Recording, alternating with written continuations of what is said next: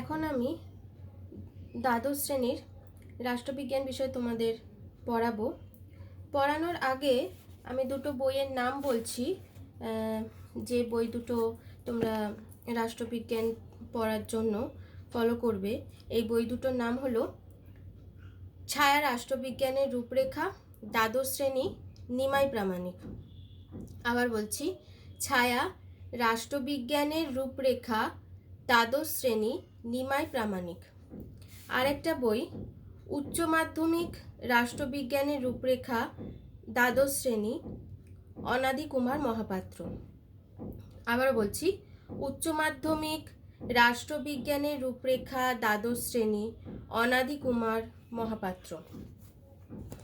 এবারে আমি তোমাদেরকে আগে যে সমস্ত চ্যাপ্টারগুলো পড়ানো হয়ে গেছে তার মধ্যে থেকেই আজকে একটি চ্যাপ্টার অর্থাৎ আন্তর্জাতিক সম্পর্ক, এই চ্যাপ্টার থেকে কতগুলো প্রশ্ন উত্তর আলোচনা করব। প্রথমেই দেখো, আমি এখানে একটা চার্ট রেখেছি, এখানে আমি কতগুলো প্রশ্ন আমি লিখেছি। প্রশ্নগুলো আগে পড়ি, তাহলে তোমরা বুঝতে পারবে যে এই প্রশ্নগুলো প্রত্যেকটাই বড় প্রশ্ন। যেমন দেখো, এখানে আমি প্রথম যে প্রশ্নটা, 1 নম্বর প্রশ্ন যেটা রেখেছি, এখানে আমি দুটো পার্টে প্রশ্নটা আমি এখানে ভেঙে দিয়েছি। প্রথম পার্টটা হচ্ছে আন্তর্জাতিক সম্পর্কের সংজ্ঞা দাও, আর দ্বিতীয় পার্টে আন্তর্জাতিক সম্পর্ক ও আন্তর্জাতিক রাজনীতির মধ্যে পার্থক্য আলোচনা করো। কি বললাম? আন্তর্জাতিক সম্পর্কের সংজ্ঞা দাও, এটা হয়তো 4 নম্বরে আসলো। আর তারপর সেকেন্ড পার্টটা যেটা রেখেছি, আন্তর্জাতিক সম্পর্ক ও আন্তর্জাতিক রাজনীতির মধ্যে পার্থক্য আলোচনা করো, এটাও হয়তো আসলো 4 নম্বরে। এইভাবে ভেঙে আসতে পারে। তাহলে 4 + 4 = 8। দ্বিতীয় প্রশ্ন, বিশ্বায়ন কাকে বলে? বিশ্বায়নের প্রকৃতি আলোচনা করো, এটাও হয়তো এইভাবে আসতে পারে। বিশ্বায়ন কাকে বলে, এটা 2 নম্বরে আসলো। বিশ্বায়নের প্রকৃতি আলোচনা করো, এটা 6 নম্বরে আসলো। তাহলে সেক্ষেত্রে 2 + 6 = 8। 3 নম্বরের প্রশ্ন রেখেছি, ক্ষমতা কাকে বলে? ক্ষমতার উপাদানগুলি আলোচনা করো। ক্ষমতা কাকে বলে, এটাও হয়তো আসলো 2 কিংবা 3। এবং তারপরে ক্ষমতার উপাদানগুলি আলোচনা করো, এটা হয়তো আসলো 6 কিংবা 5 নম্বরের মতো। তাহলে সেইভাবেই তোমাদেরকে উত্তর লিখতে হবে। কিন্তু ক্ষমতার উপাদানগুলি আলোচনা করো, এই প্রশ্নটার উত্তরটা কিন্তু বেশ বড়, এটা 8এও অনেক সময় আসে। তাহলে সেক্ষেত্রে কিন্তু আরও বিস্তারিতভাবে লিখতে হবে। 4 নম্বর প্রশ্ন, জাতীয় স্বার্থে প্রকারভেদ আলোচনা করো, জাতীয় স্বার্থ রক্ষার বিভিন্ন উপায়গুলি উল্লেখ করো। এটাও আমি দুটো পার্টে প্রশ্ন রেখেছি। জাতীয় স্বার্থে প্রকারভেদ আলোচনা করো, এটা হয়তো আসলো 4 নম্বরে। আর জাতীয় স্বার্থ রক্ষার বিভিন্ন উপায়গুলি উল্লেখ করো, এটাও যদি ধরো আসে 4 নম্বরে। তাহলে 4 নম্বর 4 + 4 = 8। এইভাবে তোমাদেরকে নম্বর বুঝে উত্তর লিখতে হবে। আর লাস্টে একটা প্রশ্ন রেখেছি, আন্তর্জাতিক সম্পর্কের বিকাশের ধারা সংক্ষেপে আলোচনা করো। এই প্রশ্নটাতে কিন্তু কোনো পার্ট নেই, এটা একটা টানা প্রশ্ন এখানে আমি রেখেছি। এরকমভাবেও তোমাদের টানা একটা প্রশ্ন আসে, হয়তো এরকমভাবে পুরোই একটা টানা প্রশ্ন আসলো, যেটা 8 নম্বরে মতো করে তোমাদের উত্তর লিখতে হবে। এবার আমি তোমাদের প্রথম প্রশ্নে আসছি, একটুখানি আলোচনা করে দিই। আন্তর্জাতিক সম্পর্কের সংজ্ঞা দাও। আন্তর্জাতিক সম্পর্কের সংজ্ঞা দাও যখন আমি তোমাদের পড়িয়েছিলাম, তখন আমি বলেছিলাম যে রাষ্ট্রবিজ্ঞানের ক্ষেত্রেও রাষ্ট্রবিজ্ঞানের উদাহরণ দিয়ে বলেছিলাম যে রাষ্ট্রবিজ্ঞানের যেরকম কোনো সুনির্দিষ্ট সর্বজনগ্রাহ্য সংজ্ঞা নেই, সেরকমভাবে আন্তর্জাতিক সম্পর্কেরও কোনো সুনির্দিষ্ট ও সর্বজনগ্রাহ্য সংজ্ঞা নেই। প্রথমে আগে এটা বলে নিতে হবে, বলে নিয়ে তারপর আন্তর্জাতিক সম্পর্কের সংজ্ঞা, কোন কোন আন্তর্জাতিক সম্পর্ক বিশারদগণ কি কি সংজ্ঞা দিয়েছেন সেইগুলো বলতে হবে। যেমন আমি তোমাদের যখন পড়িয়েছিলাম তখন বলেছিলাম হলস্টির সংজ্ঞা বলেছিলাম, পামার পার্কিন্সের সংজ্ঞা বলেছিলাম, হার্টম্যানের সংজ্ঞা বলেছিলাম। তো তোমরা এইভাবে কয়েকজনের সংজ্ঞা, কয়েকজন আন্তর্জাতিক সম্পর্ক বিশারদগণ তাদের সংজ্ঞা দেবে। আর আমি তো বললামই যে সবার প্রথমে কিন্তু আগে বলে নিতে হবে যে আন্তর্জাতিক সম্পর্কেরও কোনো সুনির্দিষ্ট সর্বজনগ্রাহ্য সংজ্ঞা নেই। তারপরে এরকমভাবে হলস্টি, পামার পার্কিন্স, হার্টম্যান, এরকমভাবে কয়েকজনের সংজ্ঞা দিতে হবে, এবং সবশেষে একটি সর্বজন গ্রাহ্য সংজ্ঞা আমি তোমাদের যখন পড়িয়েছিলাম তখন বলেছিলাম, এবং সবশেষে এইভাবে সর্বজন গ্রাহ্য সংজ্ঞা দিয়ে পুরো উত্তরটাকে শেষ করতে হবে। পরের পার্টে আসছি, আন্তর্জাতিক সম্পর্ক ও আন্তর্জাতিক রাজনীতির মধ্যে পার্থক্য আলোচনা করো। এই পার্টের উত্তরটা প্রথমে আগে এইভাবে শুরু করতে হবে যে অনেক সময় আন্তর্জাতিক সম্পর্ককে আন্তর্জাতিক রাজনীতির সমর্থক বলে মনে করা হয়। হ্যান্স মর্গ্যানথাউ তার সুবিখ্যাত গ্রন্থ পলিটিক্স অ্যামং নেশনসে আন্তর্জাতিক সম্পর্কের পরিবর্তে আন্তর্জাতিক রাজনীতি এই অভিধাটি ব্যবহার করেছিলেন, এবং যার ফলে দেখা গেছিল যে এই শাস্ত্রটা নিয়ে বিভ্রান্তি যথেষ্ট পরিমাণে বৃদ্ধি পেয়েছিল। কিন্তু তারপর পামার ও পার্কিন্স, হলস্টি, স্লেচার প্রমুখ আন্তর্জাতিক সম্পর্ক ও আন্তর্জাতিক রাজনীতির মধ্যে পার্থক্য নিরূপণ করেছেন।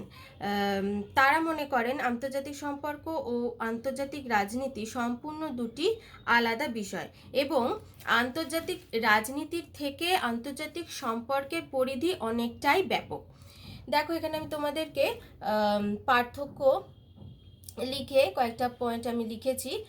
আলোচনা ক্ষেত্রের পরিধিগত পার্থক্য, আলোচনার বিষয়বস্তুগত ক্ষেত্রে পার্থক্য, দৃষ্টিভঙ্গিগত পার্থক্য। আলোচনা ক্ষেত্রের পরিধিগত পার্থক্য, তোমরা তো জানো কিভাবে পার্থক্য লিখতে হয়, তো আমি একটুখানি তাও বলে দিচ্ছি যে আলোচনা ক্ষেত্রে পরিধিগত পার্থক্য এই পয়েন্টে লিখে প্রথমে আগে বলবে যে আন্তর্জাতিক রাজনীতির চেয়ে আন্তর্জাতিক সম্পর্কের আলোচনা ক্ষেত্রের পরিধি অনেক ব্যাপক। আন্তর্জাতিক সম্পর্ক কেবল রাষ্ট্রগুলির মধ্যেকার সম্পর্ক নিয়ে আলোচনা করে তা নয়, অরাষ্ট্রনৈতিক সংগঠন ও প্রতিষ্ঠানগুলো নিয়েও আলোচনা করে। এছাড়া রাজনৈতিক, কূটনৈতিক, অর্থনৈতিক, সামাজিক, সাংস্কৃতিক, পরিবেশ সংক্রান্ত ও অন্যান্য বিষয় নিয়েও আলোচনা করে। কিন্তু আন্তর্জাতিক রাজনীতি কেবলমাত্রই রাজনৈতিক দিক নিয়ে আলোচনা করে। এইভাবেই তোমাদেরকে পার্থক্য করে লিখতে হবে যে আন্তর্জাতিক সম্পর্কের ক্ষেত্রে কি বলা হচ্ছে, আন্তর্জাতিক রাজনীতির ক্ষেত্রে কি বলা হচ্ছে, এইভাবে পার্থক্য করে লিখতে হবে। আলোচনার বিষয়বস্তুগত ক্ষেত্রে পার্থক্য একইভাবে একই কথা বলবো যে আন্তর্জাতিক সম্পর্কের ক্ষেত্রে কি বলা হয়, আন্তর্জাতিক রাজনীতির ক্ষেত্রে কি বলা হয়। এইভাবে পুরো উত্তরটা তোমাদেরকে লিখতে হবে। এরপরে আমি পরের প্রশ্নে আসছি, বিশ্বায়ন কাকে বলে? বিশ্বায়ন কাকে বলে এবং বিশ্বায়নের প্রকৃতি আলোচনা করো। দ্বিতীয় প্রশ্ন যেটা আমি বললাম, এখানে আমি ভেঙে দিয়েছি প্রশ্নটা। বিশ্বায়ন কাকে বলে যদি 2 নম্বরে আসে তাহলে 2 নম্বরের মতো করেই তোমাদেরকে লিখতে হবে বিশ্বায়ন কাকে বলে। সেক্ষেত্রে তোমরা বিশ্বায়নের একটা ছোট সংজ্ঞা তোমরা দেবে, এবং একটা দুটো উক্তি হয়তো দিয়ে দিতে পারো, সেটা তোমরা বুঝে দেবে। এবং তারপরে হচ্ছে যে বিশ্বায়নের প্রকৃতি আলোচনা করো। বিশ্বায়নের প্রকৃতি আলোচনা করো, বিশ্বায়নের প্রকৃতি আমি যখন পড়িয়েছিলাম আমি তখন তোমাদেরকে বলেছিলাম যে অর্থনৈতিক দিক থেকে বিশ্বায়নের কী প্রকৃতি, রাজনৈতিক দিক থেকে বিশ্বায়নের কী প্রকৃতি, সাংস্কৃতিক দিক থেকে বিশ্বায়নের কী প্রকৃতি, পরিবেশগত দিক থেকে বিশ্বায়নের কী প্রকৃতি। তো অর্থনৈতিক দিক থেকে, রাজনৈতিক দিক থেকে, সাংস্কৃতিক দিক থেকে, পরিবেশগত দিক থেকে, প্রত্যেকটা দিক থেকে বিশ্বায়নের প্রকৃতি একটু আলোচনা করতে হবে, একটু বিস্তারিত লিখতে হবে, কেন যেহেতু এটা বড় প্রশ্ন, এবং কোনোটাকে কিন্তু বাদ দিলে হবে না, অর্থাৎ কোনো পয়েন্টকেই বাদ দিলে হবে না। আমি যে কটা পয়েন্ট আমি বলেছি এইভাবেই প্রত্যেকটা পয়েন্টকেই ব্যাখ্যা করে তোমাদেরকে উত্তরটা একটু বিস্তারিত লিখতে হবে, কোনো পয়েন্টকে কিন্তু বাদ দিলে হবে না। আবারও বলছি, পরের প্রশ্নে আসছি, ক্ষমতা কাকে বলে? ক্ষমতার উপাদানগুলি আলোচনা করো। ক্ষমতা কাকে বলে, ক্ষমতার উপাদানগুলি আলোচনা করো। প্রথমে আগে বলছি ক্ষমতা কাকে বলে। ক্ষমতা কাকে বলে এই প্রশ্নটার উত্তর যখন তোমরা লিখবে তখন তোমাদের অবশ্যই যে কথাটা আমি বারবার বলি যে কিছু উক্তি তোমাদেরকে এখানে দিতে হবে ক্ষমতা কাকে বলে। সেখানে তোমরা হয়তো কয়েকটা উক্তি দিলে, তবে 2 নম্বরের যদি আসে, 2 নম্বরে ক্ষমতা কাকে বলে যদি আসে তাহলে খুব বড় উত্তর লেখার দরকার নেই। সেক্ষেত্রে একটু ছোট করেই সংজ্ঞাটা তোমাদেরকে লিখতে হবে। এবং যেটা আমি বললাম যে ক্ষমতা কাকে বলে সেটা একটুখানি ছোট করেই লিখবে। এবং যেটা আমি বলে থাকি যে কয়েকজনের উক্তি এক্ষেত্রে তোমরা দিয়ে দেবে। ক্ষমতার উপাদানগুলি কি কি, বা ক্ষমতার উপাদানগুলি আলোচনা করো। এই প্রশ্নের উত্তরটা কিন্তু বড় হবে। এই প্রশ্নের উত্তরটা লিখতে হবে একটু বিস্তারিত। আচ্ছা, তার আগে একটু বলে দিই যে ক্ষমতার সংজ্ঞা বা ক্ষমতা কাকে বলে প্রশ্নটা লিখতে হলে তোমাদেরকে কিন্তু যেটা বললাম যে একটু উক্তি দিতে হবে। তো অবশ্যই তোমরা হ্যান্স জে মর্গ্যানথাউ তার কথা অবশ্যই বলবে। তিনি কি বলেছিলেন ক্ষমতা সম্পর্কে, এবং জোসেফ ফ্রাঙ্কেলের সংজ্ঞাটাও কিন্তু অবশ্যই দিতে হবে। জোসেফ ফ্রাঙ্কেলের সংজ্ঞা দেবে এবং তার সাথে সাথে যদি আরও অর্গ্যানস্কির সংজ্ঞা বা কার্ল ডয়েসের সংজ্ঞা, তারা কি বলেছিলেন ক্ষমতা সম্পর্কে, সেটা যদি দিয়ে দিতে পারো তাহলে ভালো হয়। তবে 2 নম্বরের মতো করে উত্তরটা কিন্তু লিখবে, বেশি বড় উত্তর লেখার দরকার নেই। আমি যেটা বলছিলাম যে ক্ষমতার উপাদানগুলি আলোচনা করো, সেকেন্ড পার্টের যে প্রশ্নটা, ক্ষমতার উপাদানগুলি আলোচনা করো। এখানে তোমাদের বেশ বড়, ক্ষমতার উপাদানগুলি আলোচনা করো এই প্রশ্নের উত্তরটা কিন্তু বেশ বড়। দেখো অনেকগুলো পয়েন্টস আছে: ভৌগোলিক উপাদান, জনসংখ্যা, প্রাকৃতিক সম্পদ, শিল্পোন্নতি, সামরিক প্রস্তুতি, জাতীয় নেতৃত্ব, কূটনীতি, রাজনৈতিক উপাদান, সামাজিক উপাদান। প্রত্যেকটা পয়েন্টকেই কিন্তু ব্যাখ্যা করতে হবে, কোনো পয়েন্টকেই বাদ দিলে হবে না। প্রত্যেকটা পয়েন্টকেই অল্প অল্প করে হলেও ব্যাখ্যা দিতে হবে। আমি 4টে কি 5টা পয়েন্ট ব্যাখ্যা করলাম, বাকি আর ব্যাখ্যা করলাম না, এইভাবে করলে কিন্তু হবে না। প্রত্যেকটা পয়েন্টকেই ধরে ধরে, আবারও বলছি, প্রত্যেকটা পয়েন্টকেই ধরে ধরে ছোট করে হলেও কিন্তু ব্যাখ্যা দিতে হবে। তো প্রথম পয়েন্ট যেটা ভৌগোলিক উপাদান, এই ভৌগোলিক উপাদানের মধ্যে আবার কিছু সাব পয়েন্ট আছে। তোমরা জানো, আমি যখন পড়িয়েছিলাম তখন আমি তোমাদের বলেছিলাম এই সাব পয়েন্টগুলো যেমন অবস্থান, আয়তন, ভূপ্রকৃতি, জলবায়ু, এইগুলো সম্পর্কেও অল্প অল্প করে কিন্তু ব্যাখ্যা দিতে হবে। এবং অবশ্যই আরেকটা গুরুত্বপূর্ণ কথা যেটা আমি তোমাদের বলবো যে উদাহরণ দিতে হবে। অবশ্যই উদাহরণ সহযোগে এই পয়েন্টগুলোকে ব্যাখ্যা করবে। আমি যখন তোমাদের পড়িয়েছিলাম উদাহরণ সহযোগেই পড়িয়েছিলাম, তো তোমরাও যদি উদাহরণ সহযোগে উত্তরটা লেখো তাহলে তোমাদের উত্তরটা কিন্তু ভালো হবে। জনসংখ্যার ক্ষেত্রে আমি যখন বলেছিলাম তখন বলেছিলাম যে জনসংখ্যার 2টি দিক রয়েছে, সংখ্যাগত দিক, গুণগত দিক। এইভাবে কিন্তু জনসংখ্যাটাকে 2টো দিকে ভাগ করে তারপরে আলোচনা করবে। এবং সংখ্যাগত দিক বলতে কি বোঝো, গুণগত দিক বলতে কি বোঝো, এটা বলে নেওয়ার পরে তারপরে জনসংখ্যা এই পয়েন্টটাকে ব্যাখ্যা করবে। প্রাকৃতিক সম্পদ, এই পয়েন্টটাকে ব্যাখ্যা করতে হলে আগে বলতে হবে যে প্রাকৃতিক সম্পদ বলতে আমরা কি বুঝি, প্রাকৃতিক সম্পদ কাকে বলে, বলে নেওয়ার পরে তারপরে প্রাকৃতিক সম্পদ এই পয়েন্টটাকে ব্যাখ্যা করতে হবে। এবং এভাবেই প্রত্যেকটা পয়েন্ট, সামরিক প্রস্তুতি, জাতীয় নেতৃত্ব, শিল্পোন্নতি, কূটনীতি, রাজনৈতিক উপাদান, সামাজিক উপাদান, প্রত্যেকটা পয়েন্টকেই ব্যাখ্যা দেবে। এবং আবারও একই কথা বলবো যে প্রত্যেকটা ক্ষেত্রেই যেখানে যেখানে উদাহরণ আছে সেখানে অবশ্যই কিন্তু উদাহরণ দেবে, উদাহরণ সহযোগেই উত্তরটাকে লেখার চেষ্টা করবে। এবার আমি তোমাদের পরের প্রশ্ন যেটা রেখেছিলাম, জাতীয় স্বার্থের প্রকারভেদ আলোচনা করো আর জাতীয় স্বার্থ রক্ষার বিভিন্ন উপায়গুলি উল্লেখ করো। জাতীয় স্বার্থের প্রকারভেদগুলো 6টা প্রকার আছে। যেমন দেখো আমি এখানে লিখেছি: মুখ্য জাতীয় স্বার্থ, গৌণ জাতীয় স্বার্থ, স্থায়ী জাতীয় স্বার্থ, পরিবর্তনীয় জাতীয় স্বার্থ, সাধারণ জাতীয় স্বার্থ, আর হচ্ছে সুনির্দিষ্ট জাতীয় স্বার্থ। তো মুখ্য জাতীয় স্বার্থ, গৌণ জাতীয় স্বার্থ, স্থায়ী জাতীয় স্বার্থ, তারপর হচ্ছে পরিবর্তনীয় জাতীয় স্বার্থ, সাধারণ জাতীয় স্বার্থ, সুনির্দিষ্ট জাতীয় স্বার্থ, এগুলো তো অবশ্যই ব্যাখ্যা দিতে হবে, এগুলো তো লিখতে হবে। তার আগে একটুখানি বলে নিতে হবে জাতীয় স্বার্থ কাকে বলে, আগে ছোট করে আগে একটু বলে নিতে হবে, তারপরে জাতীয় স্বার্থের প্রকারভেদ তোমরা লিখবে। জাতীয় স্বার্থের প্রকারভেদে যেটা 6টা পয়েন্ট আছে, প্রত্যেকটা পয়েন্টকেই ব্যাখ্যা দিতে হবে এবং অবশ্যই যেখানে যেখানে উদাহরণ আছে উদাহরণ সহযোগে তোমরা এটা লিখবে। পরের পাঠে আসছি জাতীয় স্বার্থ রক্ষার বিভিন্ন উপায়। জাতীয় স্বার্থ রক্ষার উপায়গুলো কি কি? 5টা উপায় আছে: কূটনীতি, প্রচার, অর্থনৈতিক সাহায্য ও ঋণদান, আর হচ্ছে জোট গঠন, আর বলপ্রয়োগ।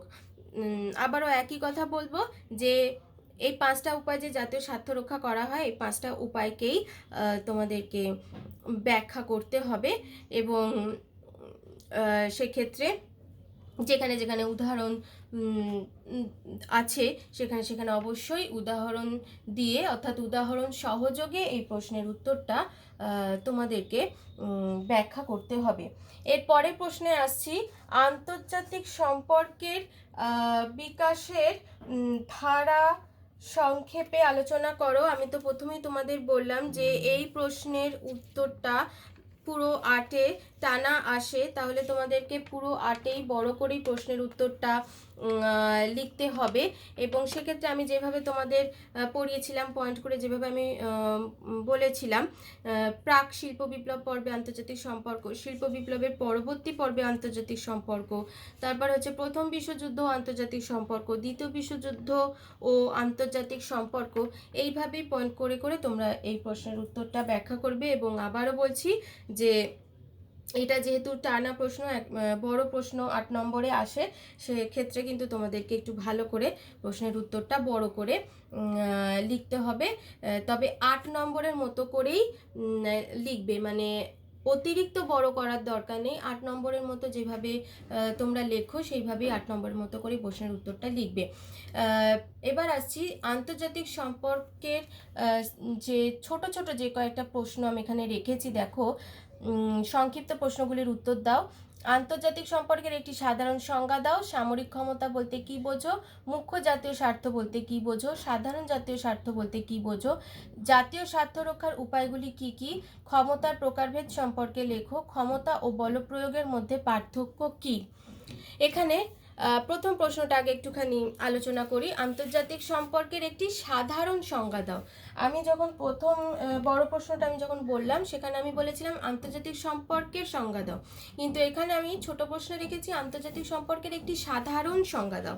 তাহলে সাধারণ সংজ্ঞা তোমরা এইভাবে উত্তরটা লিখবে যে আন্তর্জাতিক সম্পর্ক হলো এমন একটি বিষয় যা বিভিন্ন রাষ্ট্রের মধ্যে পারস্পরিক সম্পর্ক, অরাষ্ট্রীয় সংস্থা ও প্রতিষ্ঠান, ক্ষমতা, রাজনৈতিক মতাদর্শ, যুদ্ধ ও শান্তি, নিরস্ত্রীকরণ, আন্তর্জাতিক সংগঠন, স্বার্থগোষ্ঠী, জনমত, প্রচার, কূটনীতি, বিশ্ব বাণিজ্য, সন্ত্রাসবাদ, বিশ্ব পরিবেশ প্রভৃতির মতো প্রায় প্রতিটি গুরুত্বপূর্ণ বিষয় নিয়ে আন্তর্জাতিক সম্পর্ক নামক এই শাস্ত্রটি আলোচনা করে। এইভাবেই আন্তর্জাতিক সম্পর্কের সাধারণ সংজ্ঞা দিতে হবে। সামরিক ক্ষমতা বলতে কি বোঝো? সামরিক ক্ষমতা বলতে কি বোঝো বলার আগে বলে নিতে হবে যে আন্তর্জাতিক ক্ষেত্রে ক্ষমতাকে ইএইচকার 3 ভাগে ভাগ করেছেন। ভাগগুলো কি কি বলতে হবে? সামরিক ক্ষমতা, অর্থনৈতিক ক্ষমতা আর জনমত গঠনের ক্ষমতা। এরপরে সামরিক ক্ষমতা কে আলোচনা করতে হবে, অর্থাৎ একটুখানি ছোট করে বলতে হবে, যেটা আমি তোমাদেরকে পড়েছিলাম যখন বলেছিলাম যে একটি রাষ্ট্র কতখানি শক্তিশালী তা তার সামরিক ক্ষমতা বা মিলিটারি পাওয়ারের উপর যথেষ্ট পরিমাণে নির্ভর করে। এ প্রসঙ্গে মন্তব্য করতে গিয়ে স্পাইকম্যান বলেছেন, সর্বশেষ বিচারে যুদ্ধ করার সামর্থ্যের মধ্যে দিয়ে একটি রাষ্ট্রের ক্ষমতার পরিচয় পাওয়া যায়। বস্তুত অতীতের মতো বর্তমানেও সেই সব রাষ্ট্রকে অতি বৃহৎ ও বৃহৎ শক্তির মর্যাদা দেওয়া হয় যারা সামরিক শক্তিতে যথেষ্ট বলীয়ান। আবার অনেক সময় নিজের সামরিক ক্ষমতার শ্রেষ্ঠত্ব প্রমাণের উদ্দেশ্যে কোনো কোনো রাষ্ট্র যুদ্ধে লিপ্ত হয়। যুদ্ধে জয় পরাজয় যুদ্ধরত দেশগুলির আন্তর্জাতিক মান মর্যাদা হ্রাস বৃদ্ধি ঘটায়। এইভাবে প্রশ্নটাকে পুরোটা লিখে তোমাদেরকে এটা কমপ্লিট করতে হবে। পরের প্রশ্নে আসছি, মুখ্য জাতীয় স্বার্থ বলতে কি বোঝো? মুখ্য জাতীয় স্বার্থ বলতে কি বোঝো এটা বলতে গিয়ে প্রথমে আগে যেটা বললাম ওই আবারও একই কথা, যে জাতীয় স্বার্থকে 6টি ভাগে ভাগ করা যেতে পারে। প্রথমে আগে 6টা ভাগ বলে নেবে। মুখ্য জাতীয় স্বার্থ, গৌণ জাতীয় স্বার্থ, স্থায়ী জাতীয় স্বার্থ, পরিবর্তনীয় জাতীয় স্বার্থ, সাধারণ জাতীয় স্বার্থ, সুনির্দিষ্ট জাতীয় স্বার্থ। বলার পরে মুখ্য জাতীয় স্বার্থ বলতে কি বোঝানো হয় সেটা বলবে। কিছু কিছু জাতীয় স্বার্থকে মুখ্য জাতীয় স্বার্থ বলে চিহ্নিত করা হয়, প্রাইমারি ন্যাশনাল ইন্টারেস্ট, যেসব স্বার্থ সংরক্ষণ করাকে প্রতিটি জাতি আবশ্যিক কর্তব্য বলে মনে করে সেগুলি হলো মুখ্য জাতীয় স্বার্থ। প্রাকৃতিক, রাজনৈতিক ও সাংস্কৃতিক পরিচিতির সংরক্ষণ প্রতিটি জাতির মুখ্য স্বার্থের অন্তর্ভুক্ত। অন্যান্য রাষ্ট্র এরূপ পরিচিতি বিনষ্ট করার কাজে অগ্রসর হলে প্রতিটি জাতি যে কোনো মূল্যে তা প্রতিরোধ করার চেষ্টা করে। এবার আসছি পরের প্রশ্নে, সাধারণ জাতীয় স্বার্থ বলতে কি বোঝো? সাধারণ জাতীয় স্বার্থ বলতে কি বোঝো, এই প্রশ্নের উত্তরটা লিখতে গিয়ে এখানেও ওই একই কথা বলবো। প্রথমে আগে বলে নিতে হবে জাতীয় স্বার্থকে 6টি ভাগে ভাগ করা যেতে পারে। জাতীয় স্বার্থের বিভিন্ন রূপের মধ্যে সাধারণ স্বার্থ বা জেনারেল ন্যাশনাল ইন্টারেস্ট বিশেষ গুরুত্বপূর্ণ বলে বিবেচিত হয়। সাধারণ জাতীয় স্বার্থ বলতে সেই সব ইতিবাচক শর্তকে বোঝায় যেগুলি বহু সংখ্যক জাতির ক্ষেত্রে কিংবা অর্থনৈতিক, বাণিজ্যিক, কূটনৈতিক প্রভৃতি ক্ষেত্রের মতো বহুবিধ নির্দিষ্ট ক্ষেত্রে সমভাবেই প্রযুক্ত হতে পারে। উদাহরণ হিসেবে বলা যেতে পারে যে আন্তর্জাতিক শান্তি প্রতিষ্ঠা কিংবা নিরস্ত্রীকরণের কথা এক্ষেত্রে বলা যায়। এইসব ক্ষেত্রের সঙ্গে অনেকগুলি জাতির স্বার্থ একইভাবে জড়িত থাকে। এইভাবে উত্তরটা তোমাদেরকে কমপ্লিট লিখতে হবে। পরের প্রশ্নে আসছি, ক্ষমতার প্রকারভেদ সম্পর্কে লেখো। আচ্ছা, তার আগে একটা প্রশ্ন বাদ চলে যাচ্ছিল, জাতীয় স্বার্থ রক্ষার উপায়গুলি কি কি? এই প্রশ্নের উত্তরটা তোমাদেরকে, এটা ছোট হবে, এটা খুব বেশি বড় হবে না। তোমরা শুধু এখানে শুধু বলবে যে 5টি উপায় জাতীয় স্বার্থ রক্ষা করা হয়ে থাকে। 5টি উপায় কি কি? কূটনীতি, প্রচার, অর্থনৈতিক সাহায্য ও ঋণদান, জোট গঠন, বলপ্রয়োগ। ব্যাস, এইভাবে এইটুকু লিখলেই হবে। আর যদি কেউ চাও যে 2 লাইন করে ব্যাখ্যা করে দেবে, সেটা করলেও করতে পারো। ক্ষমতার প্রকারভেদ সম্পর্কে লেখো। পরের প্রশ্ন, আন্তর্জাতিক সম্পর্ক বিজ্ঞানী ইএইচ কার আন্তর্জাতিক সম্পর্কের পরিপ্রেক্ষিতে 3 ধরনের ক্ষমতার কথা বলেছেন: সামরিক ক্ষমতা, অর্থনৈতিক ক্ষমতা আর হচ্ছে বিশ্ব জনমত গঠনের ক্ষমতা। এই যে 3 ধরনের ক্ষমতার কথা বললাম, অর্থাৎ সামরিক ক্ষমতা, অর্থনৈতিক ক্ষমতা আর হচ্ছে বিশ্ব জনমত গঠনের ক্ষমতা, এখানে 2 লাইন করে 3 ধরনের ক্ষমতাকে বিশ্লেষণ করে দিতে হবে। যেমন আমি ধরো বলছি যে সামরিক ক্ষমতা, সামরিক ক্ষমতা একটুখানি বলে নেবে যে একটি রাষ্ট্র কতখানি শক্তিশালী তা তার সামরিক ক্ষমতা বা মিলিটারি পাওয়ারের উপর যথেষ্ট পরিমাণে নির্ভর করে। বস্তুত অতীতের মতো বর্তমানেও সেই সব রাষ্ট্রকে অতি বৃহৎ ও বৃহৎ শক্তির মর্যাদা দেওয়া হয় যারা সামরিক শক্তিতে যথেষ্ট বলীয়ান। এইভাবে প্রশ্নের উত্তরটা শেষ করবে। পরের প্রশ্নে আসছি, ক্ষমতা ও বলপ্রয়োগের মধ্যে পার্থক্য কি? অনেক সময় ক্ষমতা বলপ্রয়োগকে অভিন্ন বলেই মনে করা হয়, কিন্তু কলম্বিস ও উলফে ভিন্ন মত পোষণ করেন। বলপ্রয়োগ বলতে তারা সামরিক শক্তির প্রয়োগকে বোঝাতে চেয়েছেন, কিন্তু ক্ষমতার ধারণা অনেক বেশি ব্যাপক। ক্ষমতা বলতে কেবল বলপ্রয়োগ কিংবা বলপ্রয়োগের ভীতি প্রদর্শনকেই বোঝায় না, সেই সঙ্গে বুঝিয়ে সুঝিয়ে নিজের অনুকূলে কোনো বিষয়কে আনা, অর্থনৈতিক পুরস্কার প্রদান, সহযোগিতামূলক কাজ ও মতাদর্শগত ঐক্যের মতো ইতিবাচক এবং অহিংস পদ্ধতির অনুসরণকেও বোঝায়।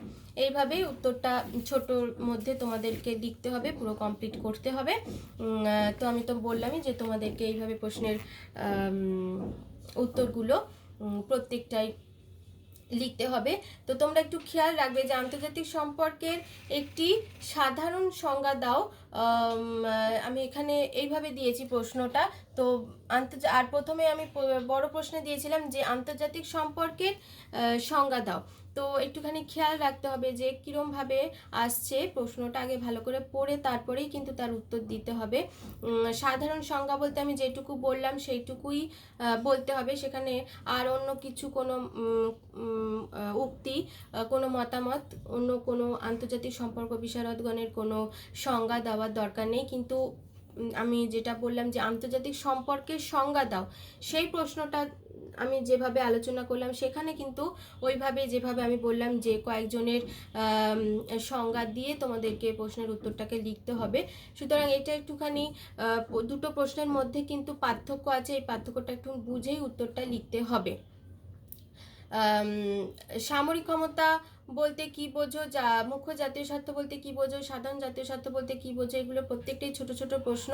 তো আমি আবারও বলছি, যেভাবে আমি বললাম ওইভাবেই যদি তোমরা শুরু করো উত্তরটা, তাহলে তোমাদের উত্তরগুলো আরও ভালো হবে। আগে ভাগগুলো বলে নিয়ে তারপরে সামরিক ক্ষমতা বলতে কি বোঝো বা মুখ্য জাতীয় স্বার্থ, সেখানেও একটুখানি আগে ভাগগুলো বলে নিয়ে তারপরে তোমরা ব্যাখ্যা করলে এইভাবে একটুখানি প্রশ্নের উত্তরগুলো লেখার চেষ্টা করবে। এবারে আমি তোমাদেরকে আরও কিছু প্রশ্ন দিচ্ছি। অতি সংক্ষিপ্ত প্রশ্নগুলির উত্তর দাও। অতি সংক্ষিপ্ত প্রশ্নগুলির উত্তর দাও। প্রথমেই দেখো আমি যে প্রশ্নটা রেখেছি, এখানে বেশ কয়েকটা প্রশ্ন আমি রেখেছি। প্রথমে যে প্রশ্নটা রেখেছি, 20 ইয়ার্স ক্রাইসিস গ্রন্থটির রচয়িতা কে? আবারও বলছি, 20 ইয়ার্স ক্রাইসিস গ্রন্থটির রচয়িতা কে? আবার 1 নম্বর প্রশ্ন, 20 ইয়ার্স ক্রাইসিস গ্রন্থটির রচয়িতা কে? এখানে একটুখানি বলে নিই তোমাদের, এই যে গ্রন্থগুলোর নাম, তারপরে এই গ্রন্থগুলোর রচয়িতা কারা, এইগুলো কিন্তু ভীষণ আসে তোমাদের ছোট প্রশ্নের ক্ষেত্রে। তোমরা কিন্তু এগুলো একটুখানি খেয়াল রাখবে, ছোট প্রশ্নের জন্য ভালোভাবে তৈরি করবে। গ্রন্থগুলোর নাম ভালোভাবে পড়তে হবে এবং গ্রন্থগুলোর রচয়িতা কে সেইগুলো কিন্তু একটুখানি ভালো করে তোমাদের পড়তে হবে। আমি দেখো পরের প্রশ্নেও রেখেছি, হ্যান্স জে মর্গ্যানথাউ প্রণীত গ্রন্থের নাম কি? কি বললাম? হ্যান্স জে মর্গ্যানথাউ প্রণীত গ্রন্থের নাম কি? এখানেও ওই একই ধরনের প্রশ্ন তোমাদের এইগুলো ভীষণ আসে, সেই জন্য আমি বারবারই বলছি যে গ্রন্থগুলোর নাম এবং রচয়িতা কে, কে কোন গ্রন্থ লিখেছেন, এগুলো কিন্তু ভালো করে তোমাদেরকে অতি অবশ্যই এগুলো পড়তে হবে ছোট প্রশ্নের জন্য। পরের প্রশ্নে আসছি, কবে ওয়েস্টফেলিয়া শান্তি চুক্তি সম্পাদিত হয়? কবে ওয়েস্টফেলিয়া শান্তি চুক্তি সম্পাদিত হয়? এখানেও তোমাদের যে ফার্স্ট চ্যাপ্টারটা মানে আন্তর্জাতিক সম্পর্ক, এখানে বেশ কিছু সাল আছে, সেই সালগুলো এই প্রশ্নটা এই কারণেই রেখেছি যে যাতে তোমরা সালগুলো পড়ো, সালগুলোকে কিন্তু একটুখানি মনে রাখার চেষ্টা করবে, কেন এরমভাবে কিন্তু সাল আসে ছোট প্রশ্নে। আচ্ছা, এবার পরের প্রশ্নে আসছি, 4 নম্বর প্রশ্ন, ন্যাটো, NATO, ন্যাটো, NATO, ন্যাটোর পুরো নাম কি?